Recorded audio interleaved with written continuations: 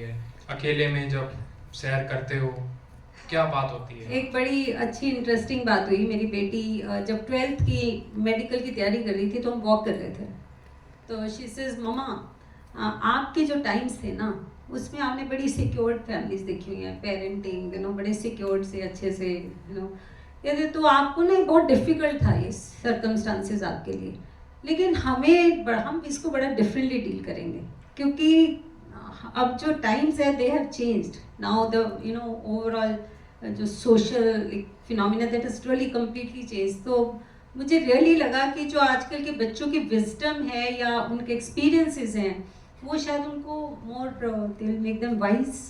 और एक और बहुत अच्छी बात मेरी बेटी बोलती है कि मामा आप लोग इतने इनोसेंट होते थे कि आपको रेड फ्लैग्स देखने नहीं आते थे, तो so many red flags which you didn't see, तो हमें तो बस प्यार प्यार प्यार प्यार दिखता ना, बस ठीक है।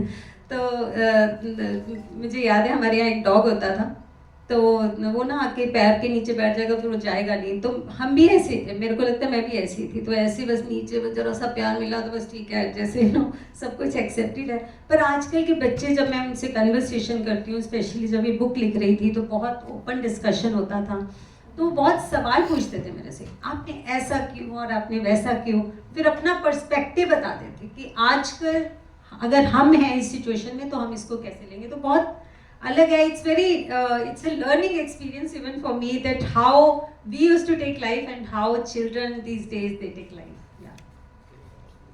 A big round of applause.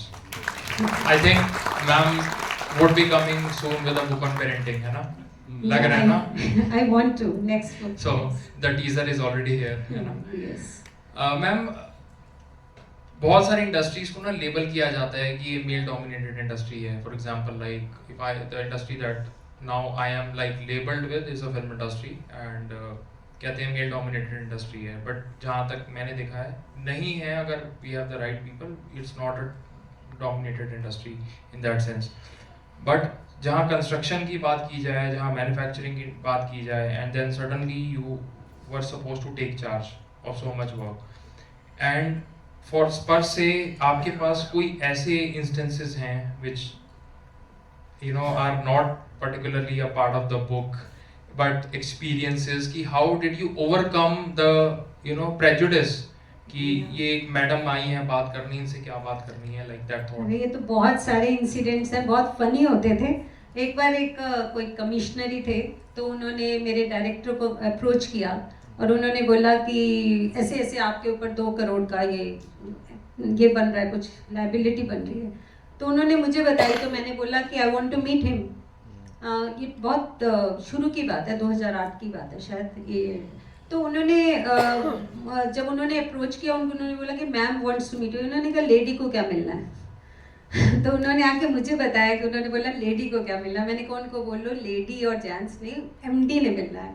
तो how does it matter, it's a lady also. ये बहुत बड़ा, मतलब मैं देखती थी बहुत गैप था, मतलब अमेजिंग। एक बार मैं बॉम्बे गई तो वहाँ सारे इंडस्ट्रियलिस्ट खड़े थे, I was like standing there, everybody was feeling कि बेचारी विडो है ना, तो सब मुझे लगे हुए हैं, मतलब सारे इतना गाइड कर रहे हैं कि आप तो कर ही नहीं सकते, आप छोड़ दो, आप बंद करो, आप कैसे करोगे, मतलब only they are telling me how I will not be able to succeed.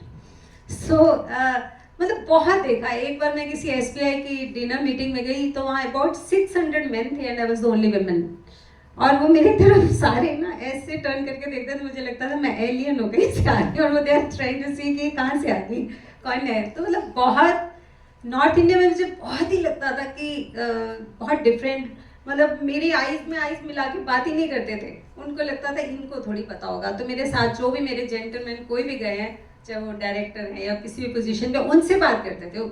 तो ये बहुत मतलब एफर्ट लगी शुरू में टू make everybody feel कि I also understand, I also know, I can talk, I can think, we can discuss, yeah.